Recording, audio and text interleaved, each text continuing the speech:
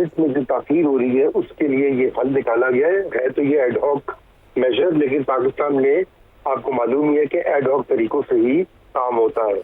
تو ایک لحاظ سے NFC کو تو دیکھنا پڑے گا، اور یہ معاملات جو بڑے پیچیدہ ہیں ان کو آگے آنے والے مہینوں میں ان کے اوپر دوبارہ گفتگو ہوگی، ڈائلاگ ہوگا. لیکن فی الحال کے لیے اس رستے کے علاوہ کوئی رستہ نہیں تھا موجود فیڈرل گورنمنٹ کے لیے بھی، کیونکہ ان کو بھی جو مسائل کی ضرورت تھی وہ مل گئے صوبوں سے، اور ایک طرح کا سمجھوتا ہو گیا ہے.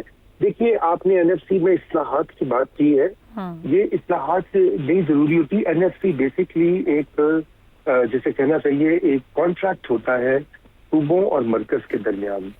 یہ ایک وقت میں صوبوں نے کتنا وسائل انہوں نے شیئر کرنے ہیں مرکز کے ساتھ، کیونکہ فیڈریشن میں یہ شیئرڈ ایک طریقہ کار ہوتا ہے. ریونیو ریزنگ جو ہوتی ہے اور ایکسپینڈیچر جو ہوتا ہے وہ ایک سمجھوتا ہوتا ہے between the units of the federation. تو اس میں کوئی حرج نہیں ہے کہ اس کے اوپر مستقل بات ہوتی رہے اور مختلف اشکال میں اس کے اوپر حل نکلتا رہے. اصل مسئلہ جو ہے وہ یہاں پر یہ ہے کہ دونوں ہی سائڈ جو ہے وہ قصوروار ہے. مرکز نے اپنے خرچے بے انتہا بڑھائے ہیں، اور جو لاس میکنگ کارپوریشن ہیں 1 ارب روپیہ ان کو دیا جاتا ہے جن کو پرائیویٹائز کیا جا سکتا ہے.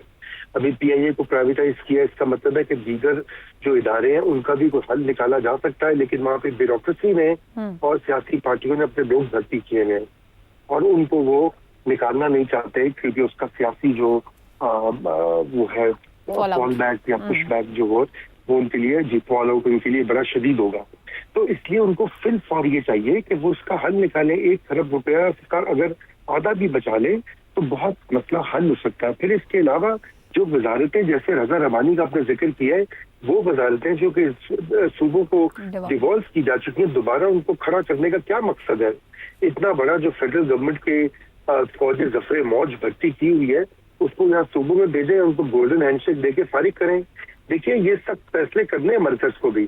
اگر صوبے اپنا کام نہیں کر رہے، اگر وہ ریونیو ریز نہیں کر رہے، یا وہ اگر سوشل ڈیولپمنٹ میں اس طرح سے پیسے نہیں خرچ کر رہے، تو بات یہ کہ مرکز بھی اپنا کام نہیں کر رہا دونوں سائڈ کو. اور یہی وجہ ہے کہ آئین میں اس طرح کے ادارے جو ہیں وہ موجود ہیں. مشترکہ مفادات کی کونسل ہے، پارلیمان ہے، جہاں پر اور پارلیمان کی کمیٹیاں ہیں جہاں پہ ایسے فیصلوں کو کرنا یہ اسکیم ہی آئین کی یہ ہے. اب اس کے اوپر تو عمل ہوتا نہیں ہے. یہاں پہ کوئی قومی اسمبلی میں کوئی بحث ہوتی نہیں ہے.